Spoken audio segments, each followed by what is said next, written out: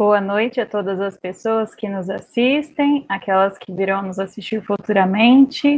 Sejam todos e todas bem-vindos a mais uma aula do curso para compreender o fascismo.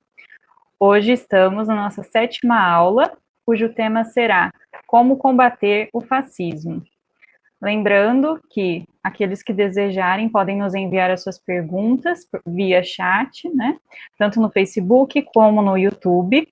Caso a sua pergunta não seja contemplada, você poderá nos enviar, né, para a página do Facebook do curso para compreender o fascismo ou para o nosso e-mail, para compreenderofascismo@gmail.com. Caso você tenha perdido ou queira rever alguma outra aula anterior, no site da Abrapso agora estão disponíveis os links de todas as aulas no menu Cursos e submenu Link das aulas. Vou disponibilizar daqui a pouquinho aqui nos comentários o link para acessar. Lembrando também que na descrição do vídeo, para aqueles que desejarem, os inscritos que desejarem certificado, temos a lista de presença para assinatura durante o curso. Bom, vou passar a palavra ao Vanderlei.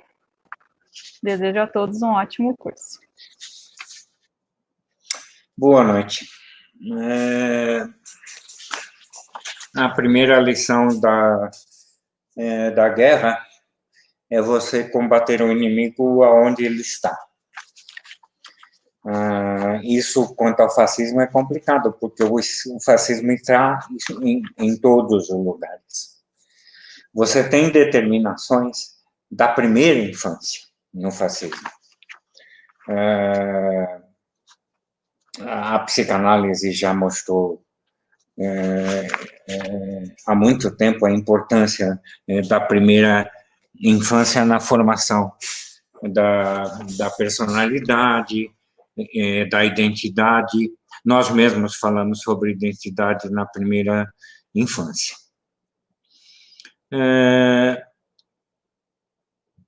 Uma coisa importante é a questão da misantropia.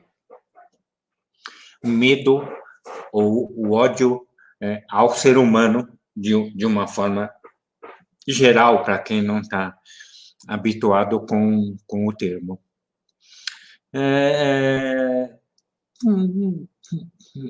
Por razões que eu não entendo, misantropia foi algo muito pouco estudado na psicologia. Você faz uma revisão e os resultados são muito pobres, não é? Mas a misantropia, o ódio ao ser humano, pode sim ser colocado na pauta já na primeira infância. Se você pega os sintomas psicológicos, né, coisas levantadas pelo pessoal da psicologia clínica, você vai ver que Hitler, por exemplo, tinha fortes sinais de misantropia. Não quer encontrar pessoas, prefere ficar sozinho, fica irritado quando está num grupo, daí por diante. Não é? O nosso ideólogo fascista, o Olavo de Carvalho, também tem quase todos os sintomas na misantropia. O Olavo de Carvalho, quando ele vai numa reunião, no almoço, no jantar, por exemplo, ele leva um livro e fica lendo o livro durante a reunião e não conversa com ninguém. E os escritos e as falas dele estão cheias de colocações misantrópicas, né? Então, a primeira coisa a combater é a misantropia. Se você tiver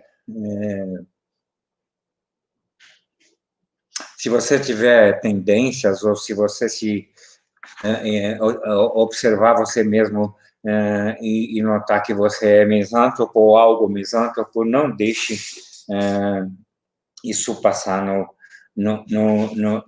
o teu filho, né? Se ele tem relações com amigos, com parentes, etc., que são misántropos também, tome muito cuidado para que ele não não conceba um ser humano como algo a ter medo, como algo a ter ódio, etc. Né? Os poucos estudos que tem sobre misantropia falam que o misântropo é um idealista arrependido. Isso é interessante. Você tem fé na humanidade, muita fé na humanidade, e sofre uma grande decepção. E aí você passa a descrer de tudo que você antes acreditava piamente, colocava muita fé no ser humano e, de repente, sofreu uma grande decepção. Isso dificilmente aconteceria na primeira infância, vai acontecer mais tarde, mas é preciso que o teu filho acredite no ser humano, que teu filho goste do ser humano, e você pode trabalhar isso. As creches podem trabalhar isso. As creches têm um papel muito importante na criação de um grupo, no estabelecimento dessa relação com outros e no sentimento de que os outros, de que a sociedade é algo que eu quero e gosto e não algo que eu tenho medo ou tenho ódio. A primeira questão, então, é essa, é a questão do combate à misantropia. E depois você tem misoginia, você tem homofobia, você tem racismo, você tem ódio aos imigrantes, você tem supremacia branca, enfim.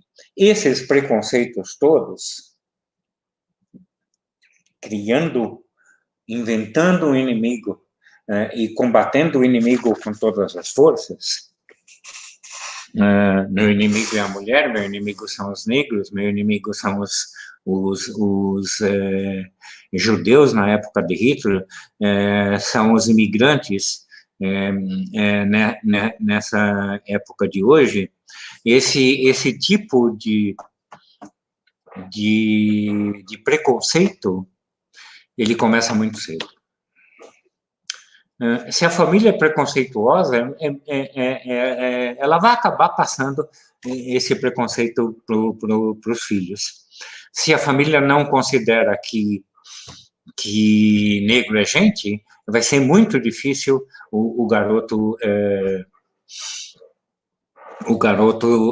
se livrar desse inferno. Aí, de novo, creches e educação vão ter um papel fundamental quando eu estou falando de uma família que é racista, que é homofóbica, daí por diante.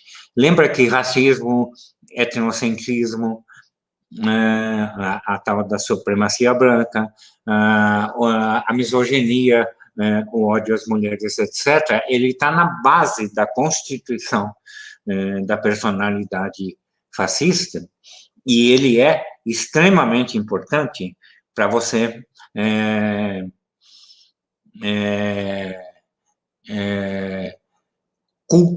cultivar uma personalidade fascista, uma ideologia fascista, desde o começo. Se é possível fazer uma síntese disso, o fascismo é o ódio à diferença. E é preciso cultivar o ódio pelo ódio à diferença. O teu garoto precisa odiar quem tem ódio pela diferença. Então você está usando as mesmas armas do fascismo? Sim, senhor, estou usando as mesmas armas do fascismo.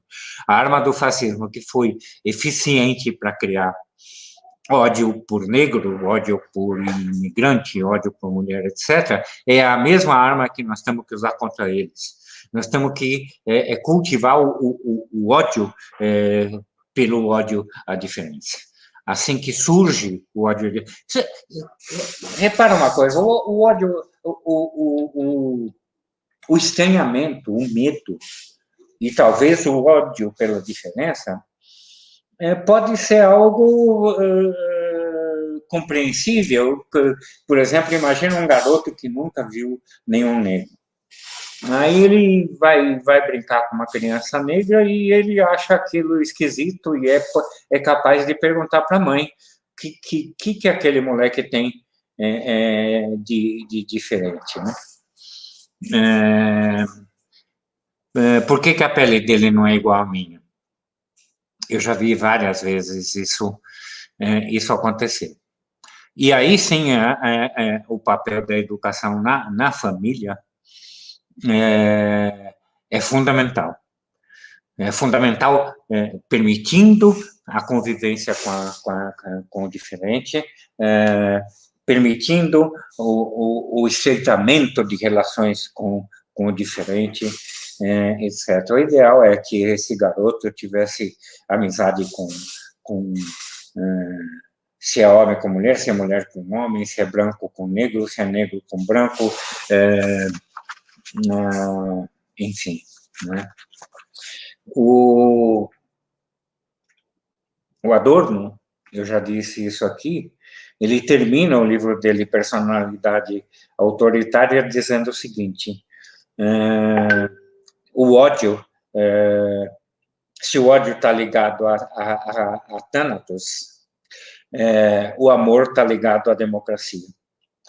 Muito amor, muito carinho, muita compreensão, é um excelente antídoto contra o desenvolvimento de uma personalidade fascista, né?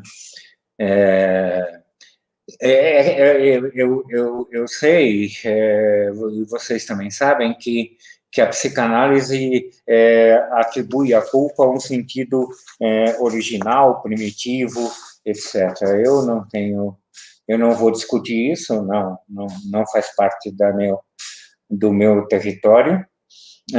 Agora, é perfeitamente possível criar o garoto se sentindo culpado, principalmente culpado por ter nascido. Você dizer, eu já falei isso aqui também, você dizer, eu sofro desse jeito porque você nasceu, se eu soubesse, eu não tinha tido um filho, daí por diante, quer dizer, é preciso cultivar no garoto esse carinho, essa atenção, esse cuidado que se antagoniza geralmente com o ódio que o fascismo precisa para poder sobreviver. Eis aí, esse primeiro bloco era para isso, era para mostrar para vocês a importância de, como diziam os nossos avós, torcer o pepino quando é pequenininho.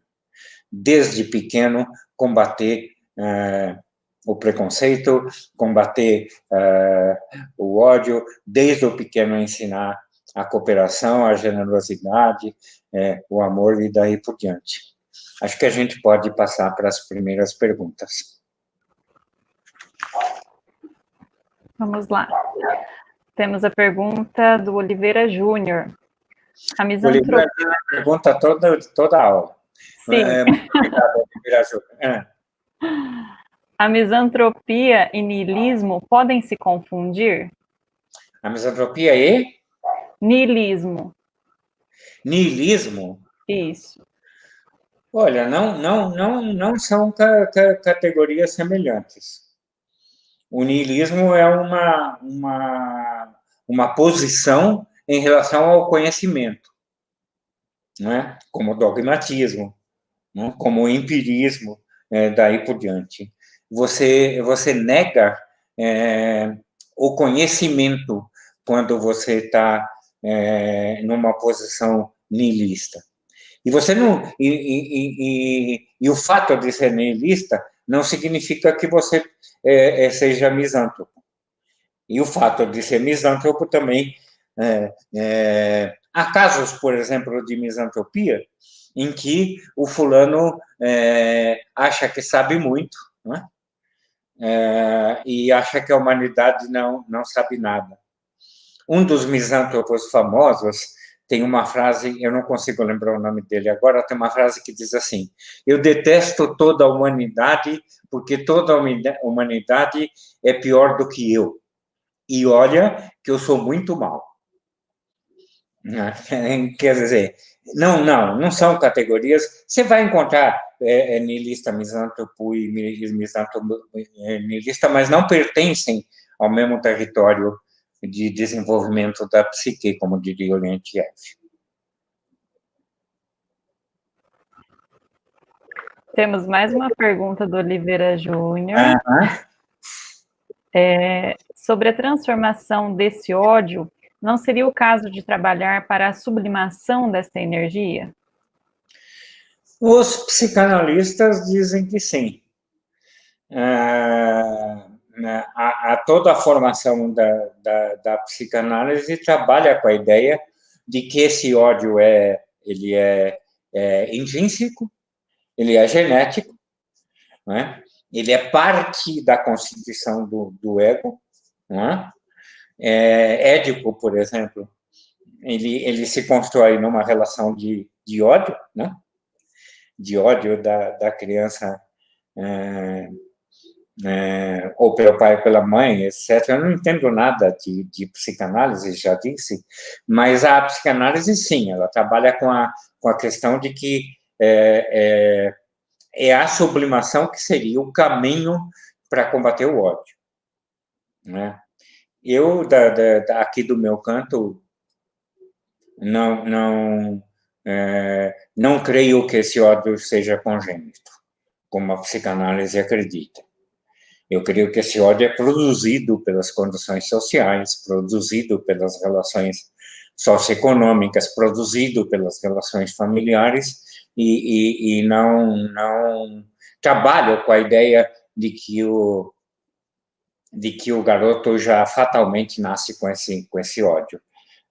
Talvez os psicanalistas tenham razão, mas nascendo ou não com esse ódio, sim, a sublimação é um instrumento extremamente importante. Tem uma pergunta aqui do Wilson Aguiar Filho, mas uma questão mais técnica. No início do curso foi falado que receberíamos um dever de casa que seria encaminhado por e-mail. Não recebi nada até o momento. Alguma informação?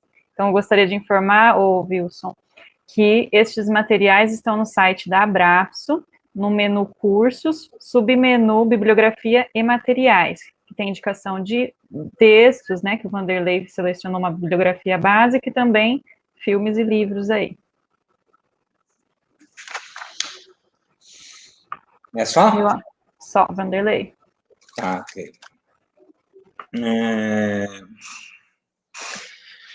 Ok. Trabalhamos até agora com a primeira infância, vejamos a questão da educação. Educação é o principal arma que nós dispomos contra o fascismo. Ela é fundamental. Primeiro, porque ela é a única força que tem condições de enfrentar, por exemplo, uma história de infância fascista. Segundo, porque os valores, a moral, a forma de organizar os sentimentos, o início de uma formação ideológica, tudo isso acontece no processo educacional. A primeira questão, portanto, é uma questão de educação compreendida de um ponto de vista geral, genérico. É preciso educação para todos e é preciso educação de boa qualidade para todos. É inconcebível um país que tem a porcentagem de analfabetos que nós temos, um país que tem tantas crianças assim excluídas da escola.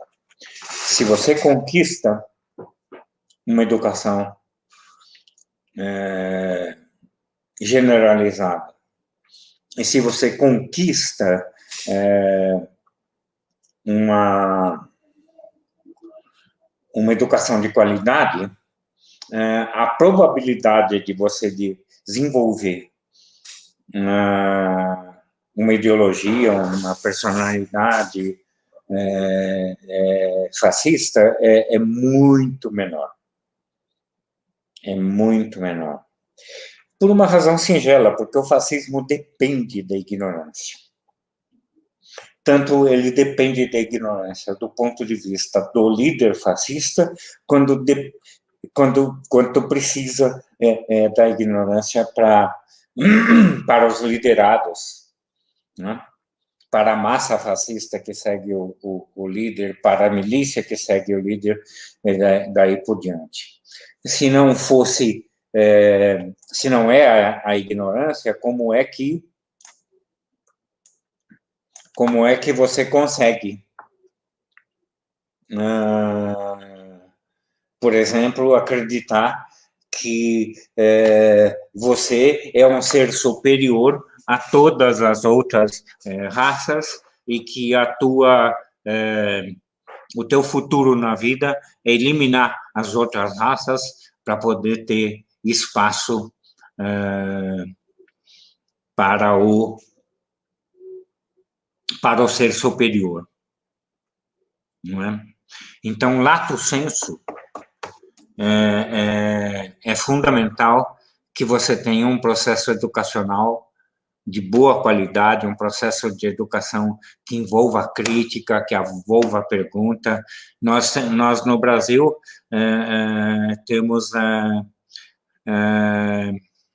a felicidade de contar com o Paulo Freire, que desenvolveu e é reconhecido internacionalmente como um pedagogo que desenvolve a crítica, que desenvolve a educação, que trabalhou com os oprimidos. Ele tem um livro que é referência, que chama Pedagogia dos Oprimidos, não é? Pedagogia do Oprimido, e ele faz todo um trabalho antifascista na sua pedagogia. Ele trabalha com a crítica, ele trabalha com as relações democráticas, ele trabalha com o questionamento, etc. Os únicos no mundo que odeiam Paulo Freire são os fascistas. Vide o ódio que o Bolsonaro e os vários ministros de educação que ele cultiva, que ele inventa, falam a respeito do Paulo Freire.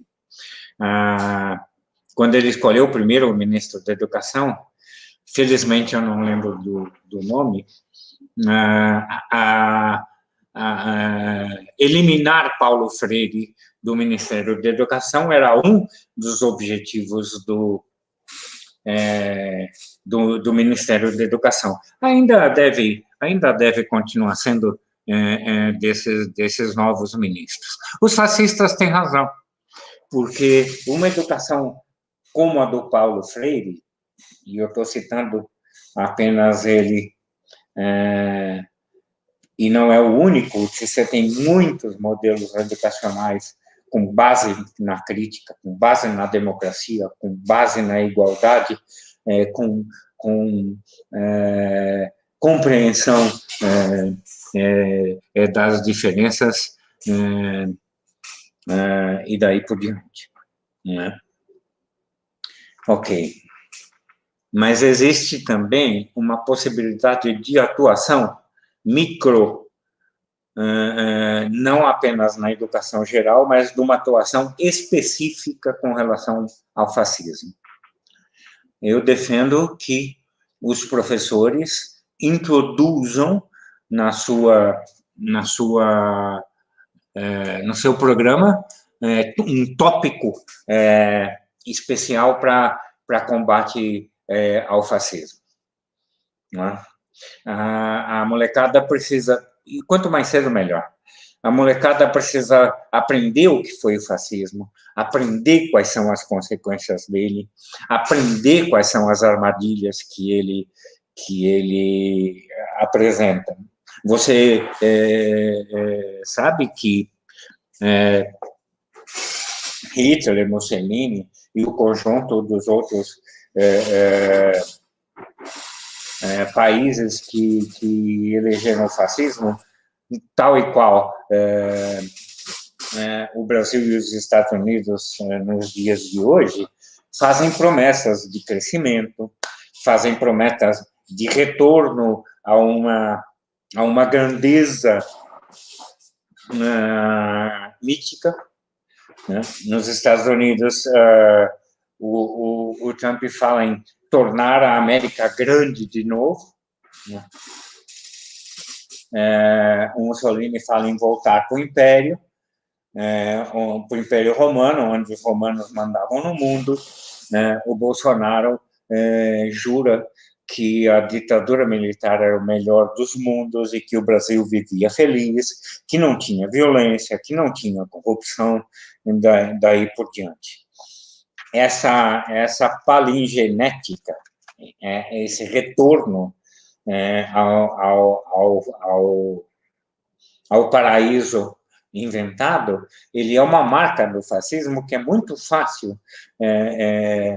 de alguém perceber quando tem informação sobre o que é o fascismo, quando tem operação de como é que o fascismo opera, quando tem informação de como é que essas coisas funcionam. Né? Outra vez, eu estou falando em usar as mesmas armas do fascismo. É preciso que essa garotada desenvolva o ódio ao fascismo, que saiba reconhecê-lo em cada buraquinho onde ele se esconde, em cada promessa mitológica, em cada visão supremacista, em cada religiosidade fanática, e é assim que as coisas podem acontecer. Por quê? Porque depois de instalado a supremacia branca, depois de instalado o preconceito, depois de instalado a misantropia, a homofobia e tal, é muito difícil você combater isso. É muito difícil você combater alguém que já tem dentro da sua cabeça uma posição fascista. É muito difícil você desmanchar isso e colocar outro no lugar. Eu não consigo esquecer, deixa eu ver se eu tenho tempo para isso, acho que dá. Eu não consigo esquecer a minha professora do catecismo. Fui formado como católico, fiz primeira comunhão e tal, me viria ateu bem depois. A minha professora do catecismo contava uma história. No mundo, todo mundo era negro. E aí Deus colocou um rio para poder limpar as pessoas. As pessoas que eram ativas, trabalhadoras, acordavam cedo, chegaram e se lavaram no rio, e são os loiros. As pessoas mais preguiçosas chegavam no rio, tomavam banho, mas o rio já estava muito sujo, são os morenos. E os mais vagabundos chegaram tarde no rio e só puderam colocar as mãos assim, por isso que o negro tem a palma da mão branca. Olha o que isso faz na cabeça do moleque. Eu acho que a gente tinha que trabalhar nisso também, sabe? Eu acho que a gente tinha que criar heróis, super-heróis, que lutassem pela igualdade, não é? O Capitão América lutava pelos Estados Unidos contra o mal que era marcado pelo fascismo, mas nós precisamos de heróis que combatam a desigualdade, combatam o ódio à diferença, daí por diante. E nós temos que botar essa criançada para ver esses filmes, para gostar deles, para pedir para a mamãe uma roupa do super-herói que defenda o fascismo. O que eu estou falando, através da criação do super-herói, a literatura tem feito muita coisa boa nesse sentido. Por hora, assim, de soslaio, eu lembro de um livro do Chico Buarque de Holanda, o Bolo de Lobo, o livro chamava Chapeuzinho Amarelo, onde ele pega e trabalha com o medo da criança, e ele termina dizendo que o medo, quando a gente enfrenta, ele desaparece, e o lobo vira bolo. Na literatura a gente tem isso, a gente tem um trabalho importante. Nas artes visuais, cinematográficas, etc., eu, pelo menos, não estou achando muita coisa que instale já no pimpolho o desejo da igualdade, o amor pela igualdade e o ódio pelo ódio da diferença. Nós precisamos olhar o nosso processo educacional também do ponto de vista do combate ao fascismo. A gente já olha do ponto de vista de desenvolvimento crítico, a gente já olha do ponto de vista de desenvolvimento da consciência social, mas a gente precisava dar mais atenção especificamente ao fascismo, porque o fascismo é dos inimigos da humanidade o mais insidioso, o que mostrou-se até agora mais perigoso, o que mostrou-se até agora mais danoso para o desenvolvimento da humanidade. Perguntinhas, Rochelle. Vamos lá. O Matheus, ele lembra que o nome do primeiro-ministro da Educação foi o Vélez Rodrigues. Sim. Temos mais uma pergunta do Oliveira Júnior, sobre a questão, só para continuar no costume, sobre a questão da educação. Dias atrás, o ilustríssimo presidente assinou o decreto que visa a separação de alunos que têm algum tipo de deficiência, ou seja, ataca a inclusão. Como isso impactará para o estudante com deficiência e aquele que não tem? Não é uma segregação? Esta é a política fascista. Essa é a política fascista aplicada à educação. Assim como aquela ideia genial do molequinho ouvir o hino nacional com a mão no peito e cantar o hino nacional na frente da bandeira todo dia, né? Quando entra na escola, assim como a ideia de tornar, de fazer Aqui em Brasília houve um acordo entre os militares e o governo para que os militares assumissem as escolas. E tem algumas que eles assumiram. E aí a molecada fica lá toda, marchando, prestando continência, e achando que Paulo Freire era um comedor de criancinha, e daí por diante. Quer dizer, essa é a última tentativa que a gente viu. Haverão muitas outras de dar uma forma fascista para o processo educacional. Foi barrada, se eu não me engano, essa providência. Eu tenho quase certeza que foi barrado, não sei. Precisa confirmar isso. Mas até porque é no plano dos costumes, da moral, da educação, etc., etc., que o Bolsonaro está conseguindo fazer alguma coisa. No plano econômico, ele não está conseguindo fazer nada. O Congresso barra tudo que ele faz.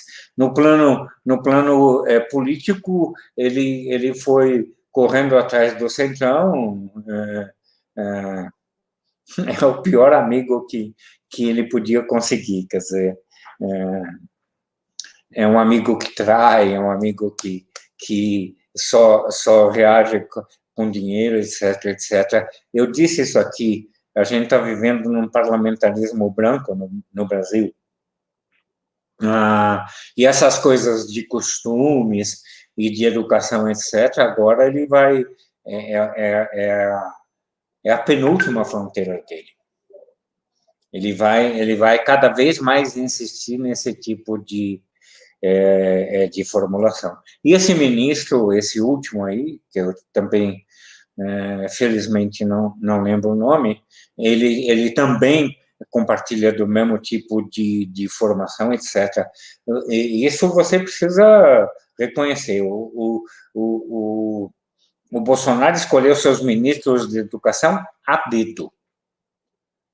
Todos os três fascistas, todos os três idiotas, todos os três querendo eliminar a educação no Brasil. E o estrago que o Bolsonaro está fazendo com a educação no Brasil é um estrago respeitável, um estrago grande. Nessa mesma linha, a Beth Schmitz comenta, Vanderlei, não foi à toa que foi proposto retirar a filosofia do currículo escolar. Lembram disso? Meu filho tem aulas de filosofia desde o ensino fundamental e ele traz para casa discussões muito interessantes. Isso foi retirado, se não me engano, foi no governo Temer, né? Que foi retirado a filosofia. Eu acho que já foi no governo Temer. Teve uma discussão enorme na França sobre a retirada da filosofia nas escolas, né? E os intelectuais e os bons pensantes ganharam a briga e não conseguiram retirar a filosofia da escola. Retirar a filosofia, retirar a sociologia da formação do estudante é criminoso. A filosofia é a arte, é o conhecimento de perguntar e questionar sobre tudo. É na filosofia que a gente pode rever valores, pode refazer a cabeça, etc. Foi dando aula de filosofia que eu deixei de ser católico e virei ateu, que eu deixei de ser behaviorista e passei a ser marxista. Eu comecei minha carreira dando aula de filosofia para o primeiro ano de psicologia, em Mogi. Tive que aprender feito doido, porque a minha formação estava meio fraca, eu não fazia outra coisa senão estudar. A próxima aula era uma vez por semana.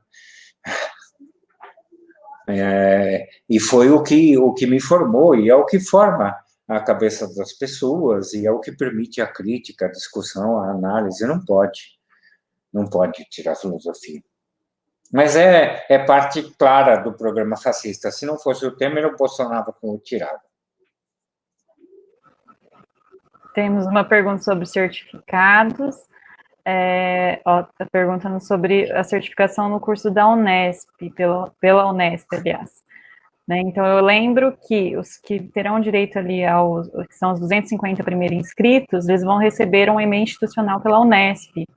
Como é um e-mail institucional, vai demorar um pouquinho mais, então já adianto que tem todos os trâmites, né, da Unesp, e que a previsão para os certificados está lá para janeiro, justamente por conta desses trâmites.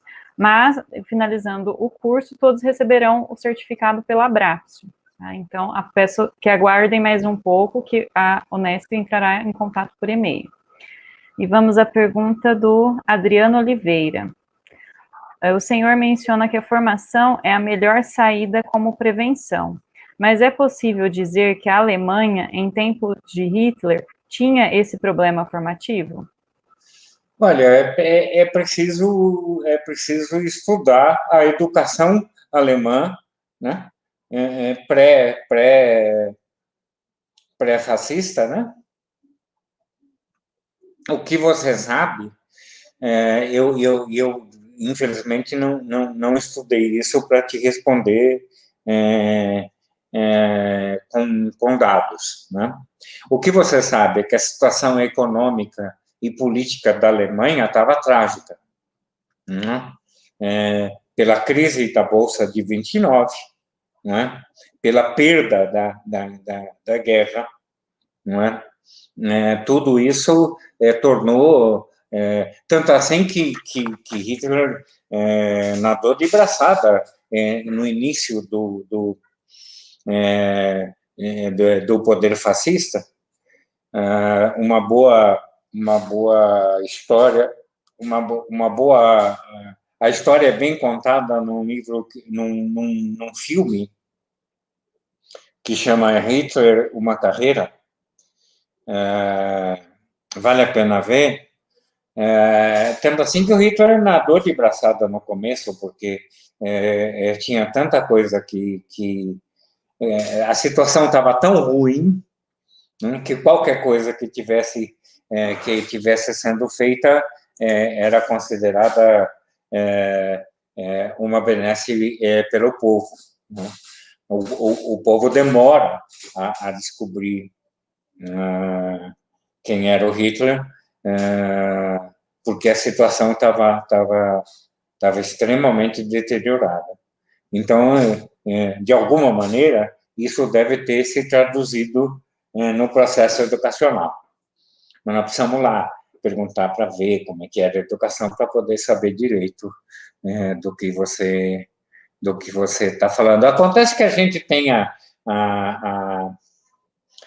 acontece que nós temos a mitologia de que na Alemanha a educação é de altíssimo nível, etc., né? O Caetano dizia, se você tem uma ideia incrível, é melhor fazer uma canção, porque só é possível filosofar em alemão. E a gente tem, de fato, grandes filósofos alemães, né? Você tem Freud, você tem Marx, você tem grandes cientistas também na Alemanha. Também tem Schopenhauer, que foi uma base bastante utilizada, bastante aproveitada pelo fascismo. Mas, enfim, é isso. Temos a pergunta da Jennifer Cruz. Professor, como nós da psicologia podemos contribuir nas escolas para uma educação que combata futuros fascistas em uma sociedade como a nossa, onde os professores e a educação são desvalorizados? O psicólogo, bom, se você é psicóloga e trabalha numa escola, você já é uma exceção honrosa, né? Porque a grande maioria das escolas não tem psicólogo. Ter psicólogo por si, é uma arma importante para combater fascismo, racismo, etc., né? O psicólogo tem condições de observar essa molecada e de ver a emissão de comportamento discriminatório, de bullying contra negros, contra mulheres, etc., o psicólogo, teoricamente, está mais preparado para isso, né?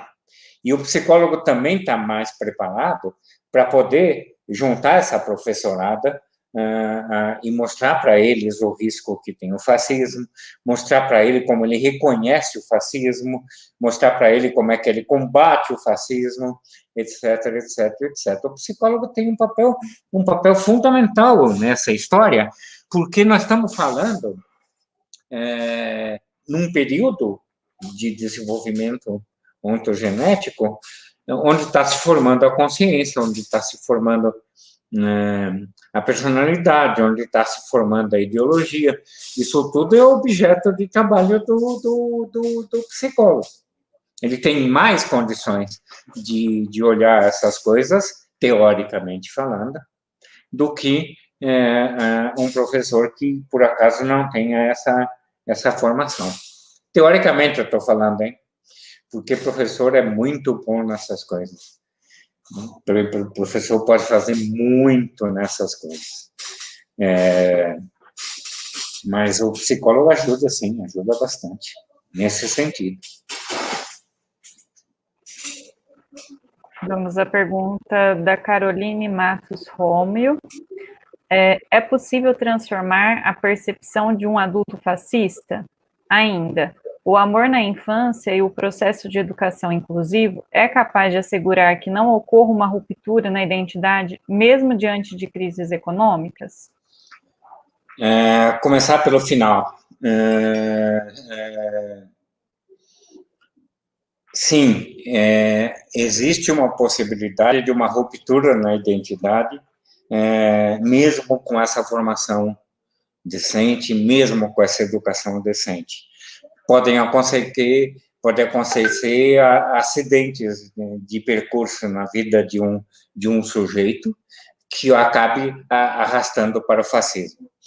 Por exemplo, você pode ter uma alta expectativa numa atividade, por exemplo, de trabalho ou de esporte, numa atividade que é importante para a tua formação de identidade, portanto, né? Você pode ter uma alta expectativa e você ser altamente discriminado, injustamente discriminado nessa atividade. Por exemplo, você pode ser expulso de um time de futebol porque é o melhor jogador, né? E estava dando inveja em todo mundo, então o pessoal começa com bullying, etc, etc, etc, para te expulsar. Isso pode, eu estou dando um exemplo fictício, é claro, mas isso pode, por exemplo, provocar uma ruptura de identidade num cara bem formado, né? Num cara que passou por esse corredor polonês que a gente estava citando aqui. Boa educação, educação crítica, carinho e compreensão na família, combate à discriminação desde pequeno, daí por diante. Mesmo assim, pode haver ruptura. O que vai acontecer é que essa ruptura vai acontecer muito menos. Muito menos, né? E quando acontecer, ela, portanto, vai ser muito mais fácil de ser combatida, porque ela fica num casulo com muito pouca gente e não consegue crescer, porque não encontra a ignorância, não encontra a rigidez, não encontra o autoritarismo onde se basear. Os fascistas na história toda, durante muito tempo, ficaram falando sozinhos. A biografia do Mussolini conta que as primeiras reuniões do Partido Fascista tinham 6 pessoas. Ainda não chamava fascismo, o partido ainda não se chamava nacional-socialismo, não, nacional-socialismo é do Hitler, eu acho, eu estou fazendo alguma confusão, mas nem nome tinha que apontasse para o fascismo, e ele ficou muito tempo assim, pregando no deserto. Quanto mais quanto mais tivermos menos fascistas pregando no deserto, melhor. A probabilidade disso crescer se torna menor e a probabilidade de a gente combater isso cresce na mesma proporção. Para encerrar esse bloco, temos a pergunta do Remígio Todestini. Fale, Vanderlei, da pedagogia punitivista no fascismo, referida pelo primeiro-ministro italiano da educação de Mussolini. Isso, é punitivista. Toda a ideologia da educação fascista, ela é punitivista. Ela se funda na punição, ela se funda na culpa, ela se funda na obediência. A base da pedagogia fascista é o punitivismo. É exatamente aí que as coisas vão tomando forma, né? Porque o punitivismo ele gera medo, o punitivismo ele gera culpa, o punitivismo gera agressividade contida, coisas que são fundamentais para o desenvolvimento do fascismo, né?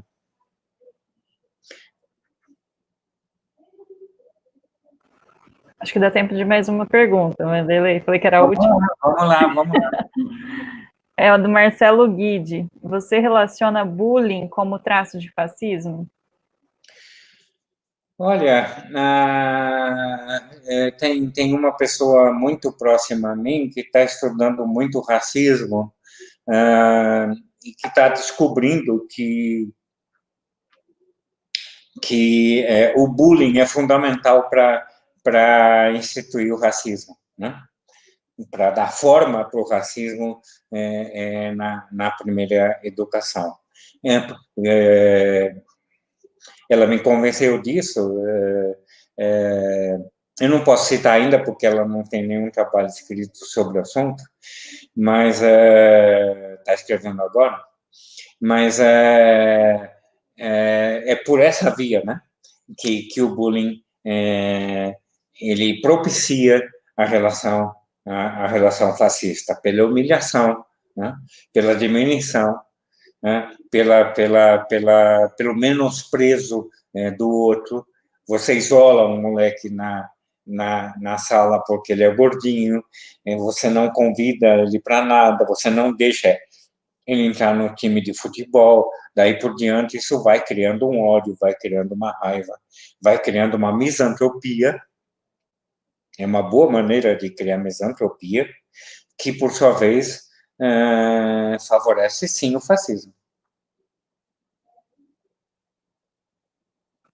Acho que agora podemos passar para outro bloco. Tá, ok. As perguntas todas, espero que tenham deixado claro para vocês, a mesma coisa que deixou claro para mim. Nós temos muito que estudar, nós temos muito que aprender sobre fascismo. Muita coisa já foi escrita, muita coisa ainda será escrita, mas ainda nós precisamos entender melhor quais são os determinantes da formação de uma ideologia, de uma doutrina, de uma política fascista, etc. Isso é fundamental. Né? Agora vamos para os movimentos sociais, vamos para a vida adulta, e vamos ver como é que o combate ao fascismo se deu. Quase que junto, né, com o surgimento do fascismo, também surgiu o antifascismo. Né? Tem gente que atribui o antifascismo para o movimento anarcopunk, mas não é todo mundo que concorda com isso, mas, de qualquer maneira, os anarquistas tiveram um papel grande no movimento, no Antifa, né, no movimento antifascista. São várias vertentes de movimento antifascista. Existe uma vertente que é mais solidamente baseada no anarquismo, que é a formação de grupos clandestinos, grupos que se protegem porque sabem que vão ser perseguidos e mortos pelos fascistas, grupos que se preparam para a violência. Eles costumam dizer, se você se prepara para a violência porque você vai encontrar um cara violento que vai querer te matar. Antes que eu me esqueça, a base desse tópico é um livro que chama Manual Antifascista. Daqui a pouquinho eu te dou o nome do autor, que eu esqueci, preciso olhar de novo aqui. Mas deixa eu ver aqui o nome do autor. É o Mark Bray. Ele tem um livro que chama Manual Antifascista, foi traduzido para o português. Você consegue encontrar na internet e é uma excelente referência para essa questão. Ok, mas você tem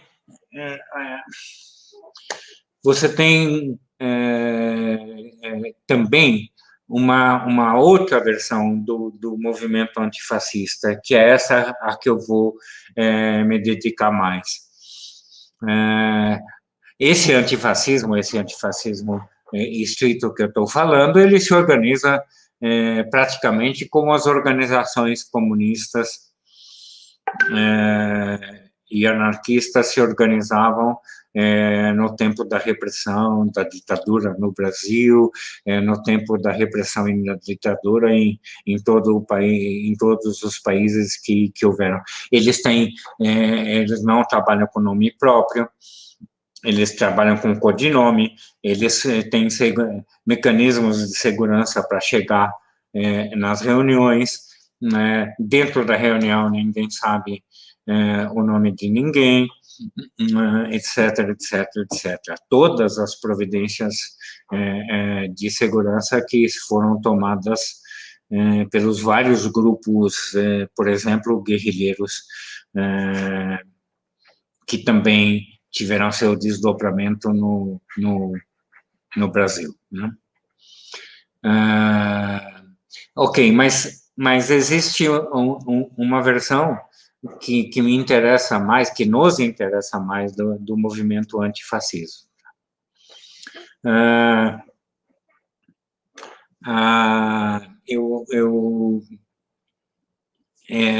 Todo mundo já ouviu que a esquerda só se une na cadeia, né? Não é verdade. A esquerda também se une no movimento antifascista. A maior parte do movimento antifascista ele conta com desde sociais-democratas até todo o espectro do centro-esquerda.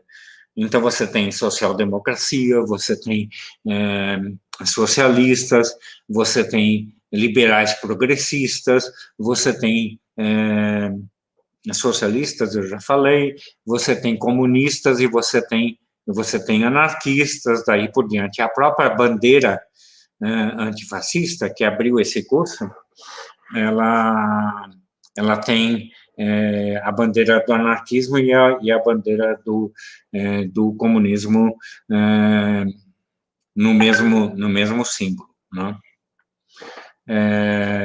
Qual a forma que a luta antifascista tem tomada dentro ou fora dos movimentos? Sim, nós aqui estamos fazendo antifascismo. Eu aqui, quando estou dando o curso, estou fazendo antifascismo. A Abrapso, quando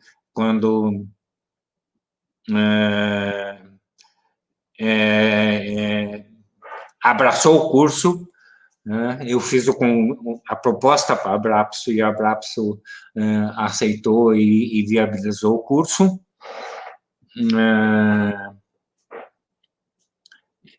Nós estamos, vocês que estão assistindo,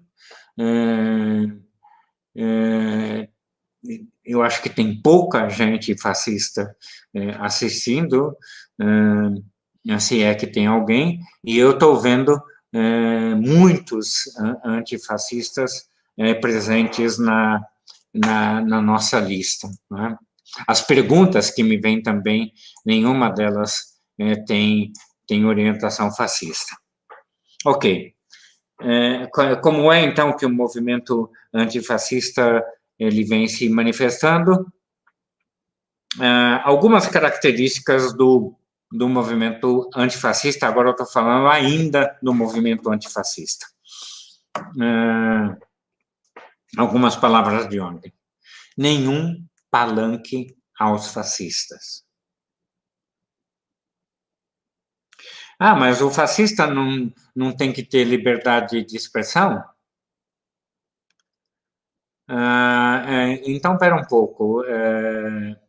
Eu vou fazer aqui uma vaquinha para comprar um revólver 38 cano curto para matar tua mãe. Eu posso fazer uma campanha na internet com o objetivo de matar tua mãe? Não, não posso. Não se trata de liberdade de expressão. Se trata de ameaça à vida. Se trata de ameaça à integridade das pessoas. Um fascista, eu já falei isso numa resposta a uma pergunta em algum momento. Um fascista não tem direito de se exprimir. Ele não tem direito de dizer que negro não é gente, que negro é inferior. Inclusive, isso foi um grande avanço. Isso está proibido pela legislação brasileira. Se você não gosta de negro, cale-se. Se você falar contra o negro, se você manifestar uma atitude de supremacia branca, você tem que estar preso. A lei brasileira garante isso e a lei brasileira está correta. Não existe possibilidade de dar expressão para o fascismo. Os movimentos antifascistas acham maneiras até divertidas de fazer isso. Eu lembro de um discurso, de um comício fascista, se não me engano, foi na Inglaterra, eu acho. E aí o movimento antifascista saiu batendo panela e fazendo barulho no meio do comício antifascista. Ficou impossível para os fascistas falarem, eles tiveram que abandonar o comício, né?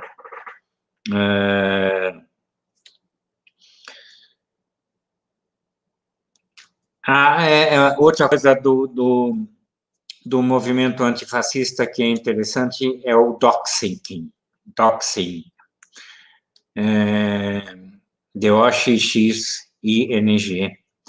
que é tornar pública a informação privada.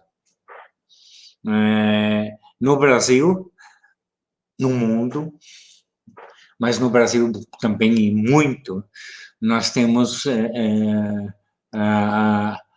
o papel da Intercept, por exemplo, a luta que a Intercept faz de tornar pública a informação privada dos fascistas, ela é extremamente importante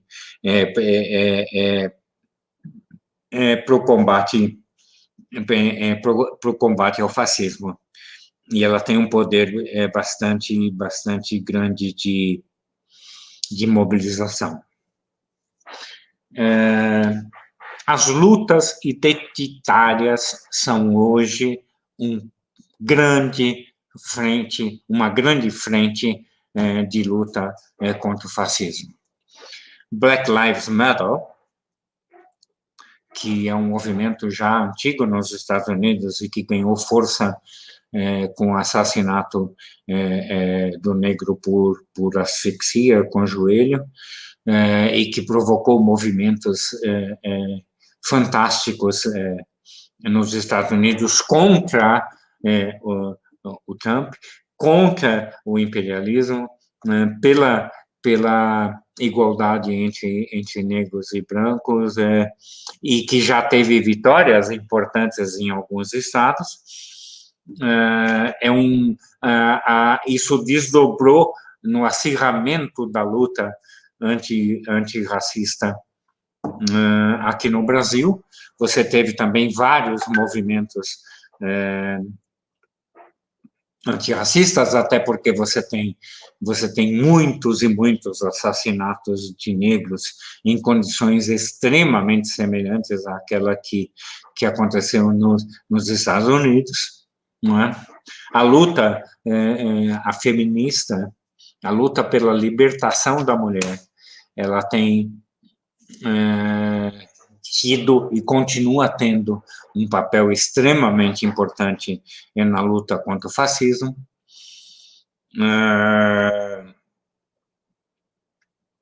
E isso, o combate à discriminação dos imigrantes, que é feita nos Estados Unidos, porque a discriminação é vergonhosa, é criminosa por parte do Trump, e o combate também, e e o acolhimento dos imigrantes e a luta contra a discriminação dos imigrantes no Brasil, ela também ganha importância na luta contra o fascismo. Tem um vídeo belíssimo de uma canção, somos todos irmãos, somos todos iguais, etc. Por sorte de vocês, eu não lembro da letra, porque se eu cantasse ia ficar muito desafinado. A luta identitária, ela corre um risco. Ela corre o risco de se transformar num gueto, né? Alguns poucos movimentos antirracistas, por exemplo, fizeram alguns trabalhos, algumas manifestações de transformar a luta antirracista num gueto. Então, como se o racismo não tivesse a ver com o capitalismo, como se o racismo não fosse produzido pelo capitalismo ou pelo imperialismo, como se as forças reacionárias, que são econômicas, que são políticas, que são sociais, não fizessem parte da questão do racismo, não é? Mas, enfim, tomando esses cuidados, tomando o que Bader, o que Heidegger chamou de armadilha da identidade, nesse livro aqui, onde ele discute a questão exatamente da luta identitária, uma armadilha da luta identitária é exatamente a de ela transformar os militantes empenhados na formação de um gueto da identidade que está sendo combatida, não é? E a luta identitária, ela ganha ainda mais importância na situação de desestruturação do trabalho que o mundo inteiro está vivendo a partir de 1970. Né? Se você pega trabalho informal, trabalho desalento, desemprego, trabalho por conta própria, etc., você vai ver que não existe mais aquela classe trabalhadora. E então, resta a luta contra o capital e principalmente no Brasil de hoje, a luta contra o fascismo, restam as lutas identitárias, que elas ganham cada vez mais peso, cada vez mais importância e são cada vez mais internacionais, né? Eu acho que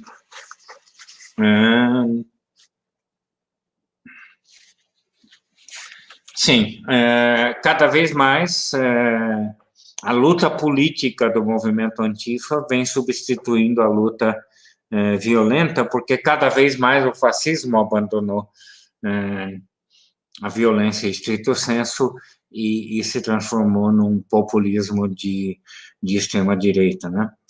Tem gente que estuda bastante isso e tá dizendo que o neofascismo ele tem a cara de um populismo de extrema-direita.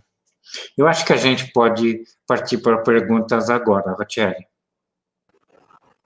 Vamos lá. Vanderlei, vou ler os comentários aqui, estão muito interessantes. Eu estive olhando assim de soslaio alguns, mas eu não posso ler porque eu tenho que falar com... Sim, com certeza. Mas eu vou transmitindo. Vai. Primeiro, o Matheus Paul lembrou que a liberdade de expressão não é um direito ilimitado. E aí, em seguida, né, o Remígio Todeschini lembrou que o direito penal deve ser usado contra os fascistas para proteger a vida.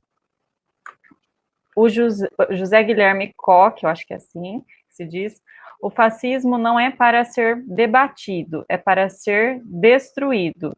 Uma citação isso é fundamental. Eu já disse isso algumas vezes, mas isso eu preciso dizer 50 vezes por dia.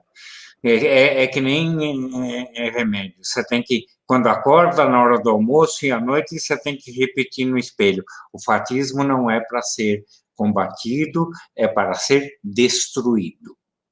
Perfeito. Aí o Oliveira Júnior veio questionar o Remígio, dizendo que o direito civil serve para proteger os ricos, enquanto o direito penal para punir os pobres, de agir contra os ricos, né? Que ele viu em algum lugar algo nesse sentido.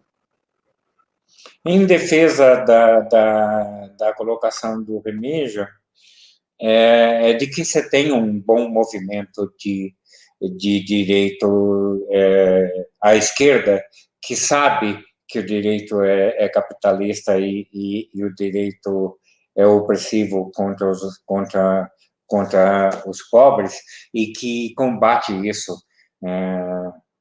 Você teve, por exemplo, um papel importante do direito no combate à ditadura.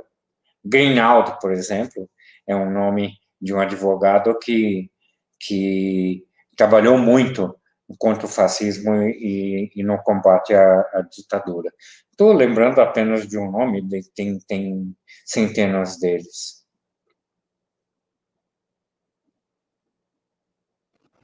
Eu arrisco aqui dizer, né, que o Oliveira Júnior disse que não se lembra onde ele viu isso, né, mas eu sei que o Alisson Mascaro, ele diz isso. Né, do direito ali sendo a serviço da burguesia. Tem muita gente escrevendo isso, inclusive isso está nos trabalhos do Marx e Engels, lá atrás. Sim. Lembra que a tese do Marx foi crítica à filosofia de direito do Hegel, para você ter uma ideia. Aí o Remígio dá uma réplica aí. O direito burguês, sem dúvida, é usado contra o povo, mas constitucionalmente, o direito penal, na essência, deveria ser proteção da vida. Esse debate era bom que continuasse a aula inteira, né? É um debate muito rico. Mas eles que são advogados que se entendam. Vamos à pergunta aqui, deixa eu ver, da Beth Schmidt. Quais os direcionamentos para que as lutas identitárias não se transformem em guetos? a recuperação do caráter de classe que elas têm. Então, é preciso recuperar que a opressão da mulher é uma opressão que está ligada à classe, que está ligada ao capitalismo, que está ligada à exploração financeira, etc., etc., etc., que o marido opressor não é opressor porque é mau, porque é ruinzinho. Ele é opressor porque ele é o representante da opressão capitalista dentro da estrutura doméstica. Lembrar de que a raça foi inventada para a exploração de um ser humano por outro, né? Trabalhar com a ideia de contestação ao capital, ao imperialismo, etc., quando você vai para a rua fazer a tua manifestação identitária, não é? Sabendo, por exemplo, que, como dizia o Lenin, não há revolução sem traição de classe. Sabendo que as mulheres podem e devem contar com homens que acreditam na libertação delas, né? Que negros podem contar com brancos que são antirracistas e que estão lutando pela igualdade entre os homens daí por diante. É preciso transformar cada luta identitária, tirá-la do seu gueto, tirá-la do minúsculo da sua ação imediata e colocá-la no lugar certo, colocá-la na opressão do ser humano pelo capitalismo, etc. O Black Lives Matter, nas manifestações últimas dos Estados Unidos, fez isso de uma maneira lapidar, de uma maneira para entrar para a história, como é que um fato único pode se transformar numa luta contra o sistema. E alguém duvida que isso vai influenciar na próxima eleição dos Estados Unidos?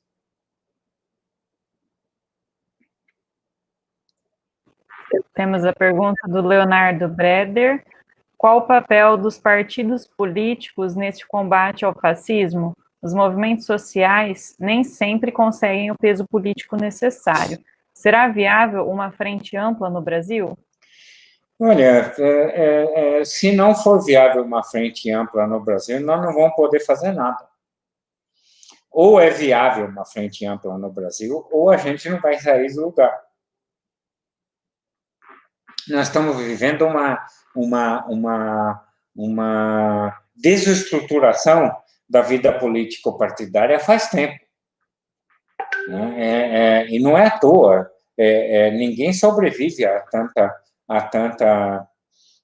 loucura, a tanta arbitrariedade assim. Você lembra que os partidos todos no Brasil foram destruídos na ditadura militar, que está aí, faz muito pouco tempo que ela aconteceu. Você tem uma estrutura política partidária no Brasil extremamente precária. Você tem 30 partidos, né? Partidos que são montados para eleger um determinado candidato ou para usufruir de uma determinada forma de corrupção, né? Você tem bancada da bala, né? Bancada do boi, e a bancada da Bíblia, né? BBB, que exerce uma função nefasta na vida político-partidária brasileira. Mas você não pode deixar de contar com o partido, não tem. Por pior que sejam os partidos, você vai ter que contar com eles, né? A única tentativa de eliminar a luta também dentro dos partidos, eu não estou dizendo que ela tem que ser apenas dentro do partido, mas ela tem que ser também através dos partidos, foi o anarquismo, que é belo, romântico, mas que não dá certo. Senão nós vamos ter que contar com o partido mesmo. Tampa o nariz e chama os caras para a briga. Tem partido decente no Brasil, né?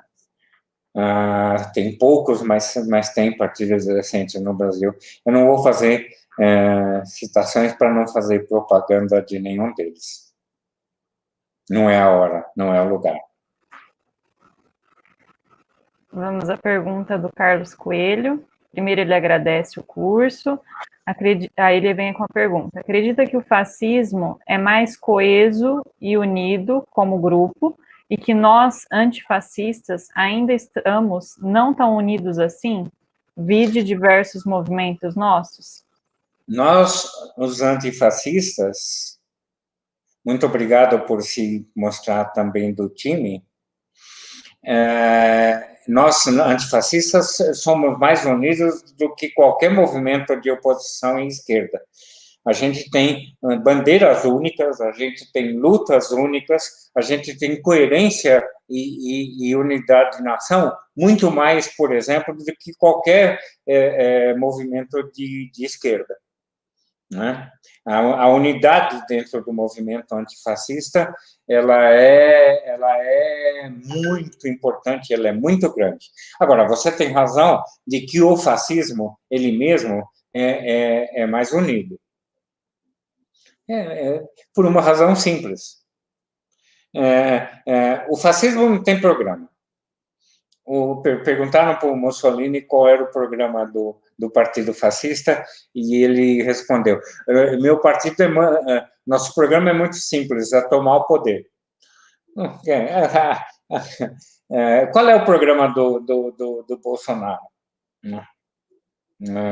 Quando ele tomou o poder, quando ele ganhou a presidência da República, sem programa, com um líder só, etc., fica fácil constituir unidade.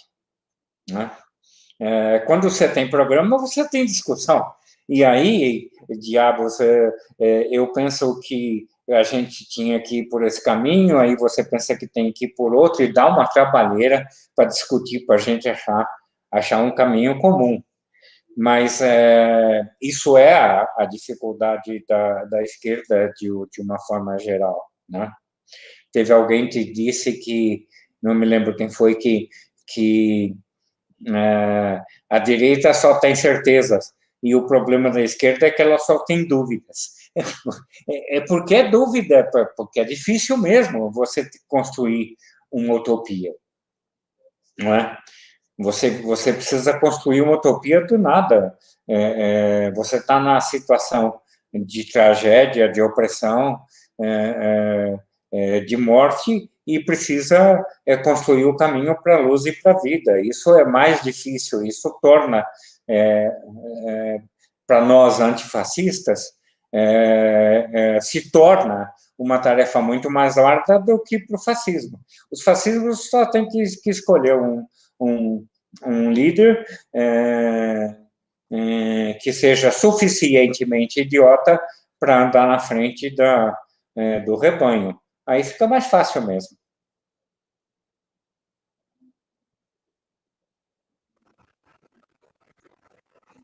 Eu vou resgatar uma pergunta que tinha sido feita no outro bloco. É da Ivana Mar. Porque os psicólogos ainda são muito rejeitados pelas escolas públicas e particular?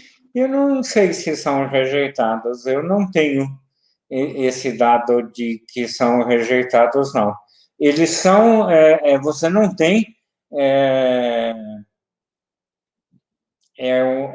governo apoiando, né, a presença dos psicólogos, você não tem a valorização dos psicólogos como devia nas escolas privadas, né? Agora, também o psicólogo precisa mostrar que veio, né?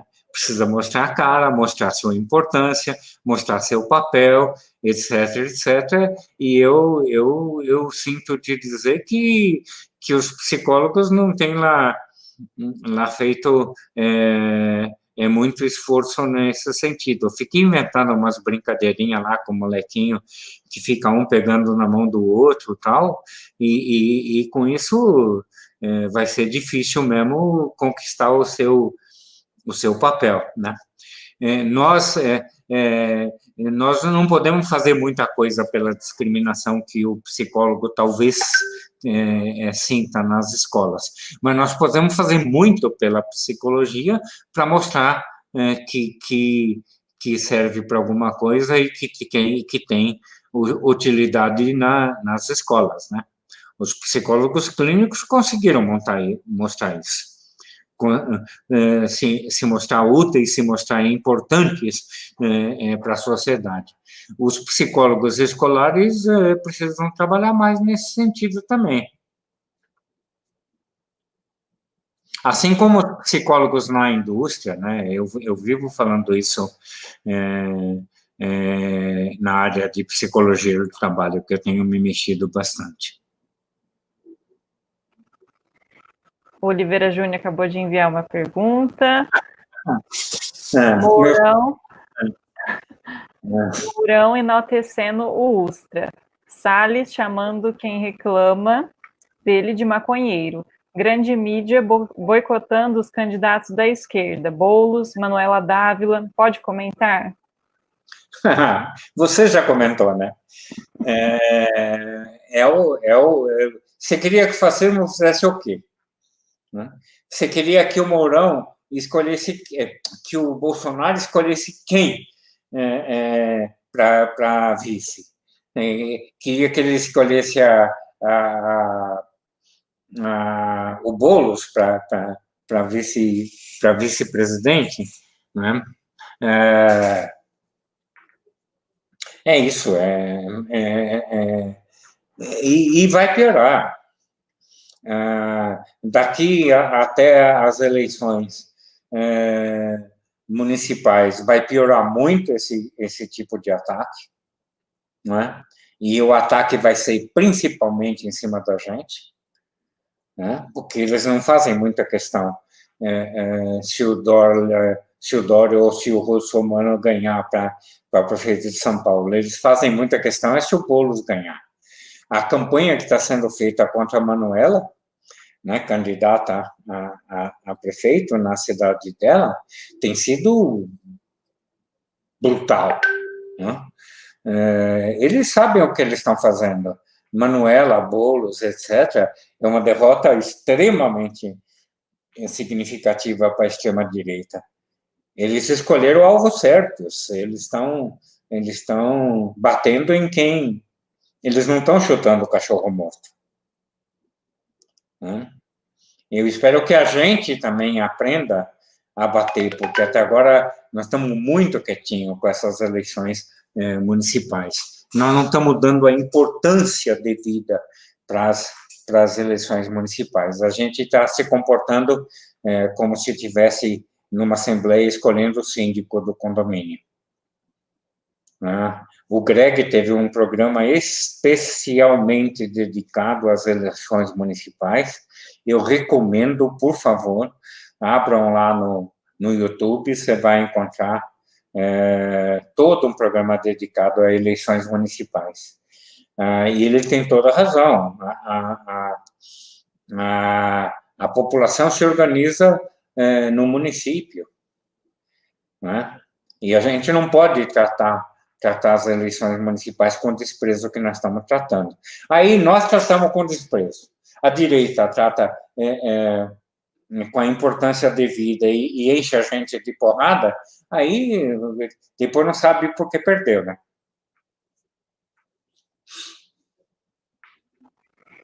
Bom, vou fazer 2 comentários últimos aqui, finais.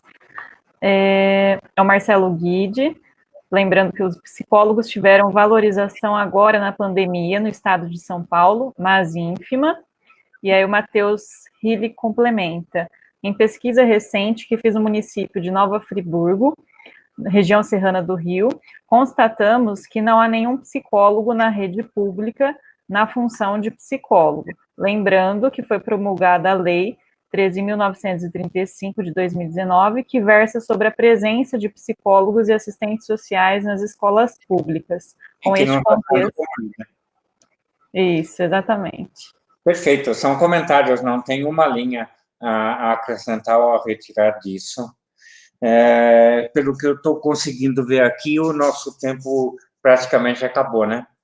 Na quinta-feira nós vamos ter a última aula, vocês não vão precisar me aturar mais, vão me aturar só na quinta-feira. E na quinta-feira eu quero dar uma forte ênfase no debate, na discussão e tal. Então, esse pessoal que tem participado, tem discutido, tem perguntado, prepare as baterias, porque eu quero ver se a gente consegue, apesar dessa mídia limitadora, se a gente consegue um bom debate para terminar esse curso na quinta-feira. Até lá, muito obrigado. Divirtam-se no resto da noite.